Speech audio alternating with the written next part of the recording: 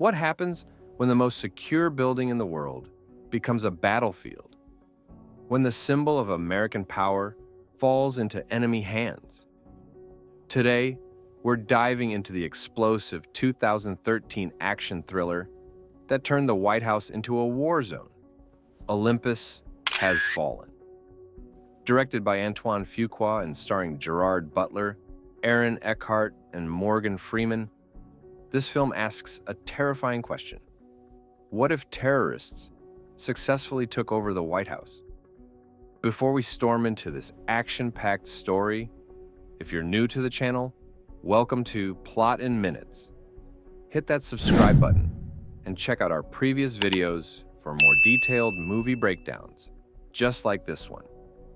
Now, let's see how one disgraced Secret Service agent became America's last hope.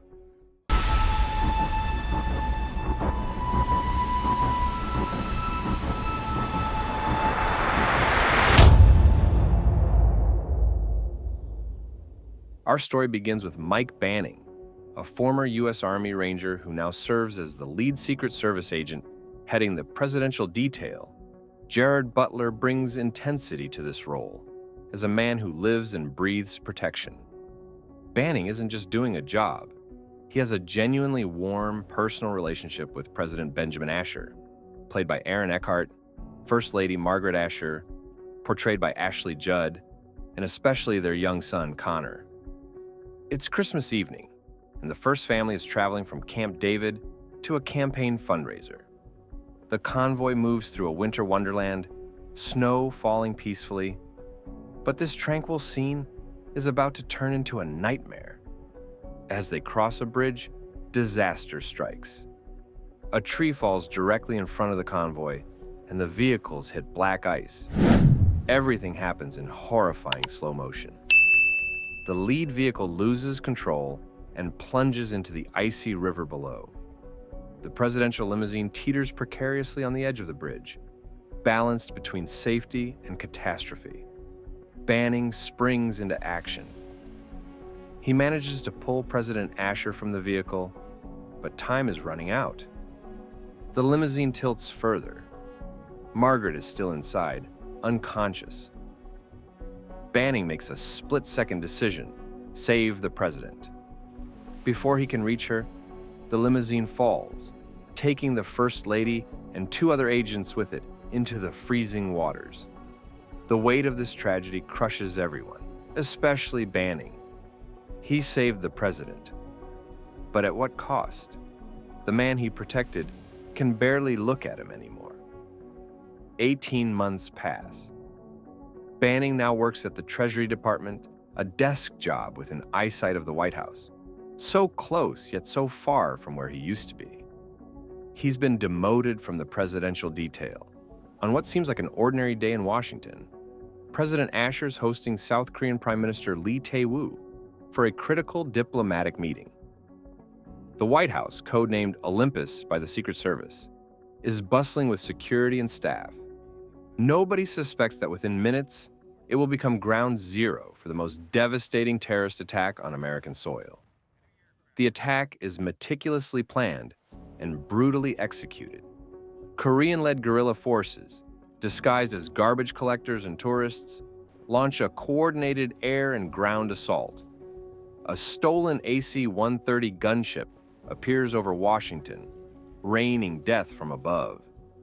On the ground, heavily armed terrorists storm toward the White House gates. But here's the twist. They have inside help. Dave Forbes, played by Dylan McDermott, is a former U.S. Secret Service agent turned private contractor. He's embedded within Prime Minister Lee's security detail, and he's betrayed everything he once stood for. These traitors open the doors from the inside, turning the White House's own defenses against it. The scene becomes absolute chaos. The once pristine lawn becomes a battlefield. Secret Service agents mount a desperate counterattack, but they're outgunned and overwhelmed.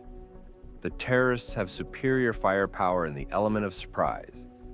Bodies fall. The iconic building takes damage. The unthinkable is happening. Olympus is falling. President Asher and several top officials, including Secretary of Defense Ruth McMillan, played by Melissa Leo, are forced into the White House bunker, the most secure location in the building. But that security now traps them.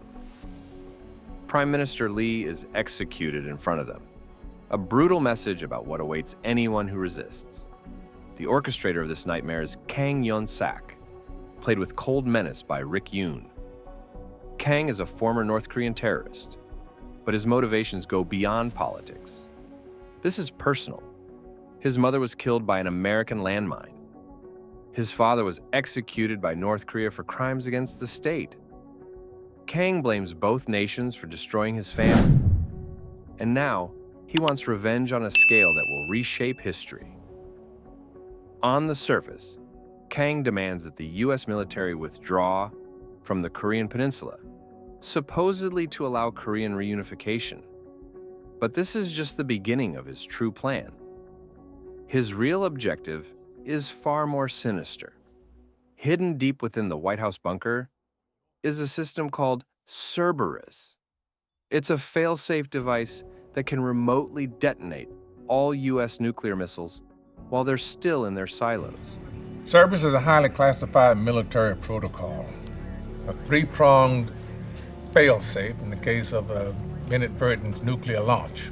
It's designed as an absolute last resort during an abort scenario. If Kong activates Cerberus, he won't just defeat America. He'll turn the entire United States into an irradiated wasteland. Revenge for his parents. Revenge for his pain.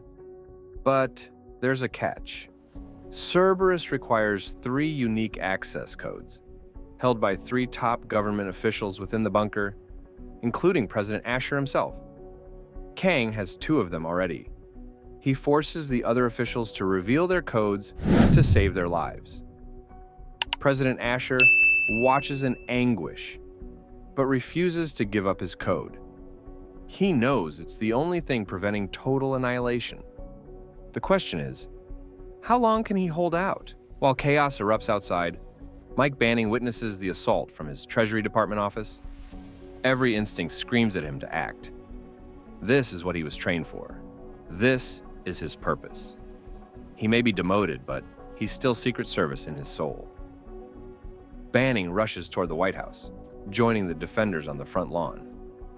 The battle is brutal and desperate. When the terrorists breach the perimeter, Banning falls back inside the White House. But instead of being trapped, he uses his intimate knowledge of the building to his advantage. He disables the internal surveillance system, becoming a ghost in Kang's carefully planned operation. Finding President Asher's satellite phone, Banning establishes contact with Alan Trumbull, the Speaker of the House played by the legendary Morgan Freeman. With the president captured and the vice president's status unknown, Trumbull is now acting president, commanding from a secure military bunker. He authorizes Banning to do whatever it takes. Banning's first priority is Connor, the president's son. Kong plans to use the child as leverage. So find Connor. Get him the hell out of there. Yes, sir. But Banning remembers something crucial. He'd trained Connor, taught him survival skills, showed him the secret passages in the White House. That training is about to pay off. Banning navigates through the White House like a shadow, using hidden passages and service corridors.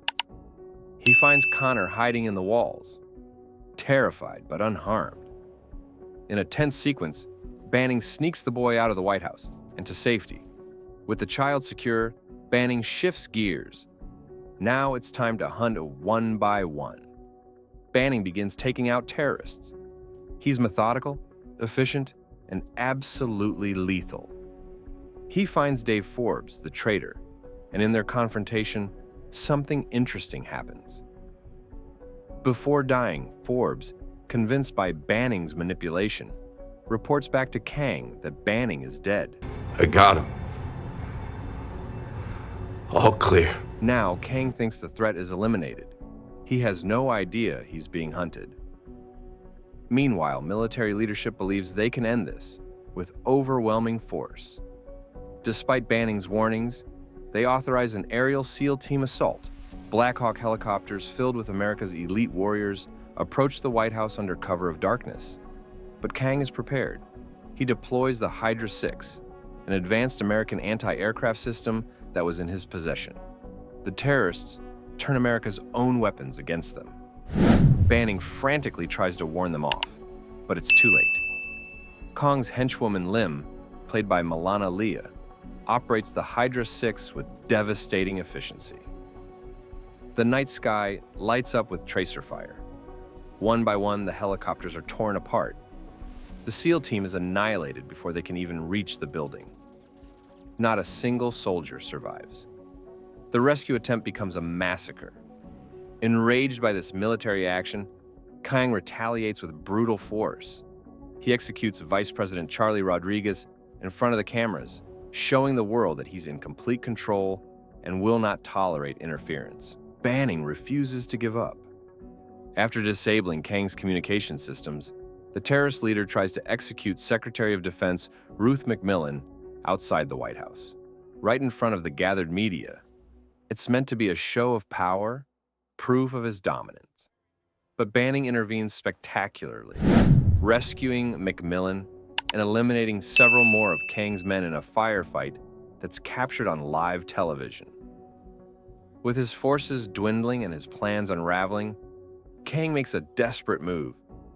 He fakes his own death and the president's death by sacrificing several of his remaining men and the other hostages. The world watches in horror as bodies are brought out. Officially, both Kang and President Asher are dead.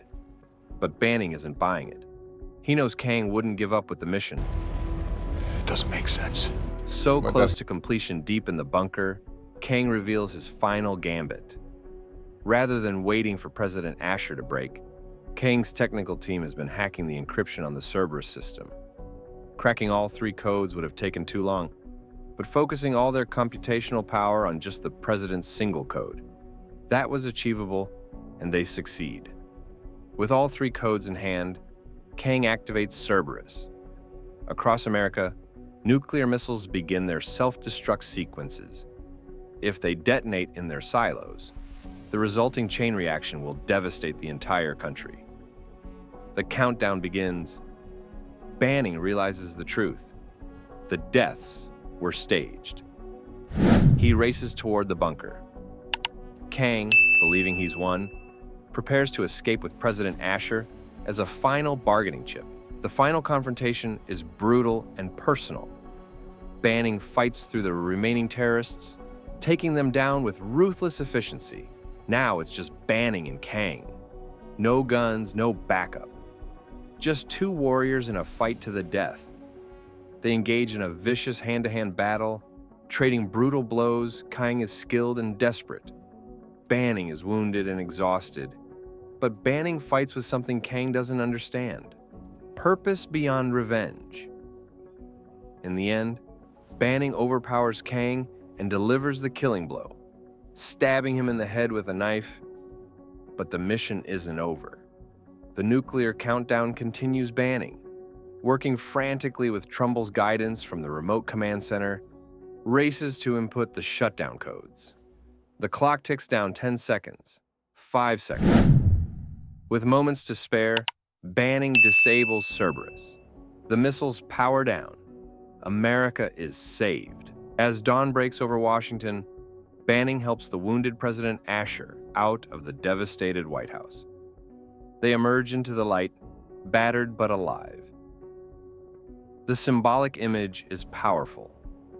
The White House may have fallen, but America stands. In the days and weeks that follow, Washington begins to heal. The physical damage can be repaired.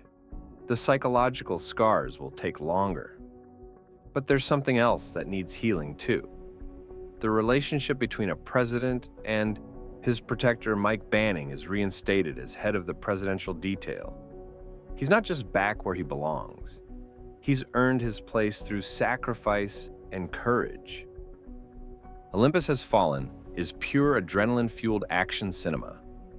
Directed by Antoine Fuqua, known for Training Day, and produced on a budget of $70 million, the film was actually shot entirely in Shreveport, Louisiana, with extensive visual effects used to create Washington, D.C. and the White House. The film earned $170 million worldwide and spawned 2 sequels, London Has Fallen in 2016 and Angel Has Fallen in 2019, creating a successful franchise. That's Olympus Has Fallen, a story about redemption, sacrifice, and one man's refusal to give up when everything seems lost. Thanks for watching Plot in Minutes.